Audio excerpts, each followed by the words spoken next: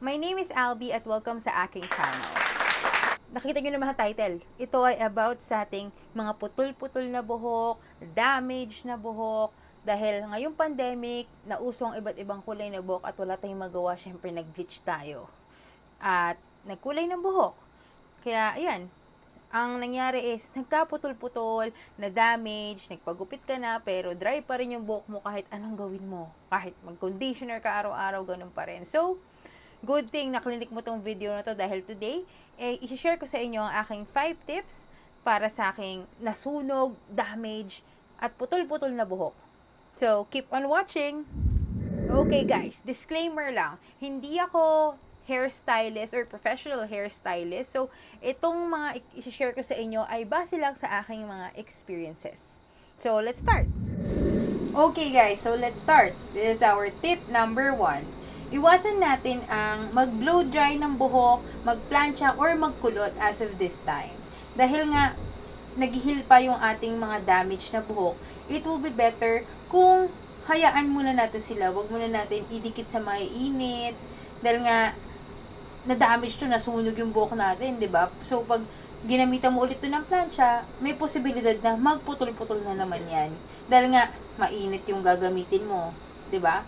So, pandemic naman, nasa bahay lang tayo, hayaan muna natin, air dry muna natin yung buhok natin, para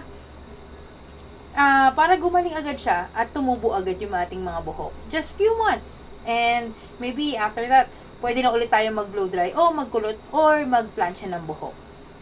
To tip number 2. So, ito, lagi nyo itong naririnig. Huwag mag-shampoo araw-araw. Nakasanayan ng mga Pilipino na nag-shampoo tayo araw-araw dahil lagi nga tayo naliligo. So, dahil damage ang ating buhok, we recommend na wag muna tayo mag-shampoo araw-araw. Dahil nga ang shampoo ay nakaka-dry at yung natural oil ng buhok natin mawawala pag sinampoo mo ito araw-araw. So, ako ang ginagawa ko, every 2 days, dun ako nag-shampoo at nagko-conditioner. Pag hindi mo kaya, pwede ka na maligo araw or mag-wash ng hair araw-araw using conditioner. Basta wag ka na lang muna mag-shampoo. Dati nga nung super dry nung buhok ko guys, super talaga yung pagka-dry niya. Like, once a week, yun lang ako nag-shampoo. So, hindi talaga ako nagbabasa ng buhok or anything like that. Inahayaan ko lang yung natural oil na i-heal niya yung buhok ko. So, that will really help you guys para mahilang ating damaged hair. Let's go to tip number 3. Okay, sa ating tip number 3 ay gumamit tayo ng ating mga oil or mga treatment para sa ating buhok. So, i-share ko sa inyo kung ano yung mga oil na ginagamit ko at mga treatment na ginagamit ko right now sa aking buhok. Dahil gusto kong pakita sa inyo yung buhok ko guys. Ayan na, putol-putol siya talaga. Nagkaputol-putol siya dahil iba-ibang kulay ang ginawa ko sa aking buhok at ilang beses ko siya bleach. 3 times ko siyang bleach at ayan na nangyari. Naputol siya. Makikita nyo, putol-putol. At pinagupitan ko siya ng maikse dahil super dry. Hindi ko na siya masukulay. So, ito, napakita ko sa inyo yung mga ginamit kong oil at saka mga treatment. So, before ako maligo, 4 hours or few hours before ako maligo, ay lalagyan ko yung aking buhok ng coconut oil. Ayan, coconut oil. Ibabad nyo ang inyong buhok sa coconut oil. So, organic to guys, kaya ang ganda nito at effective talaga to. Nakakalambot to ng ating mga buhok. Super, super ganda niyan.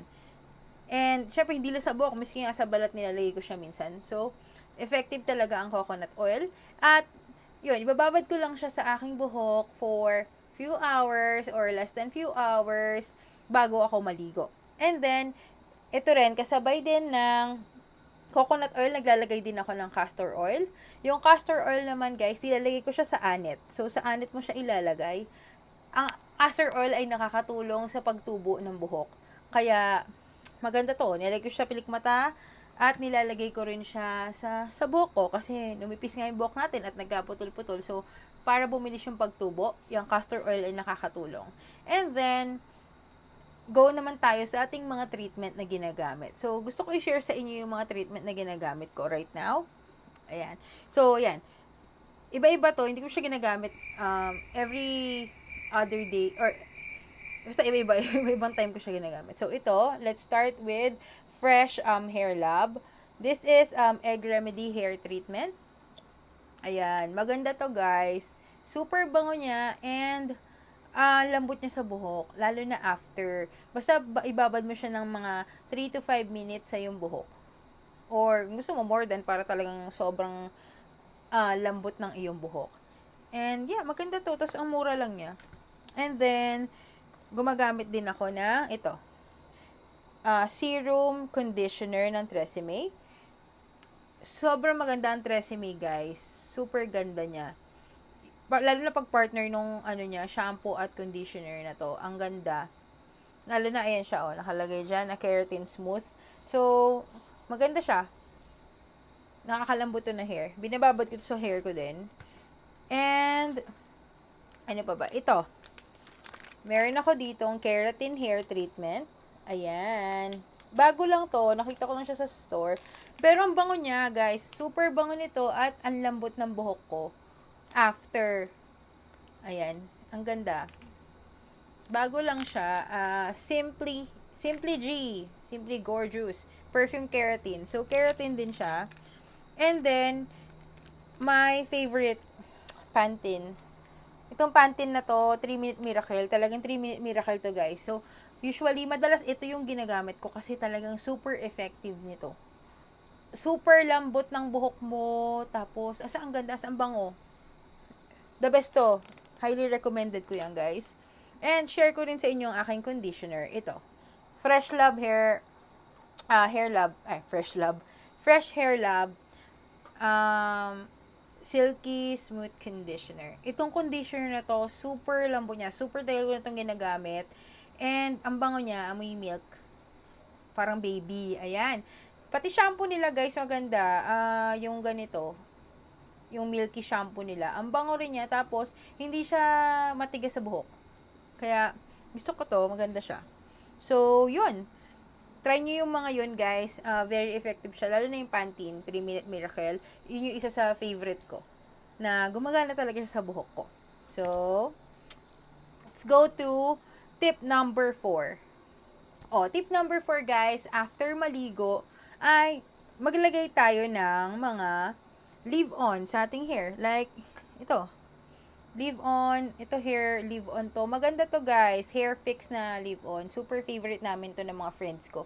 Lalo na, mahilig kami magkulay. Miski, hindi after maligo, miski kunyari, sa office ka na, tas dry-dry na yung buhok mo, pwede mo tong gamitin. Spray-spray mo lang to. And, effective sa akin ngayon, actually. Hindi naman to leave-on, pero, siya, baby oil. Nilalagay ko yung buhok ko ng baby oil after ko maligo. Super effective. Nagiging, malambot yung buhok ko. Kasi, minsan, pag di ko siya nilalagyan ng mga leave-on, guys, dry pa rin siya after bis kinagamit na ako ng kung ano-anong mga conditioner. So, pag malalagay ako ng oil sa hair ko, or ng leave-on, ang lambot niya ng ilang araw talaga. So, the best. So, yon. And, last but not the least is,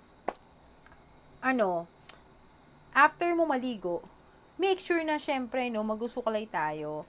At ang ating suklay na gagamitin, yung malalaki, yung mga ganito, magkakahiwala yung ngipin nila, malalaki yung ngipin. May mas malaki pa dito Malalaki yung ngipin nila para hindi magkaputol-putol ang ating buhok. Kasi, naranasan ko, guys, pag suklay ko, kasama lahat ng buhok, na-stress ako talaga, Na-stress ako, Buti na lang, meron na ako ngayon yung malalaking, ngipin na suklay, mas okay siya at miski pagbasa ko siya sinusuklay, hindi siya naglalagas. Ayun, guys, so yun na ang ating 5 tips para sa ating mga damage na buhok. Sana marami kayong natutunan at syempre itry nyo rin sa inyong mga bahay. At let me know sa comments down below kung effective ba o hindi. Pero promise, guys, sa akin effective talaga yung mga tips na yon. So, sana effective din sa inyo. I-comment nyo dyan kung anong gusto nyo next video na ating gawin. Or if you have any questions, just comment down below. And Syempre, pag hindi pa kita subscriber, mag-subscribe ka na.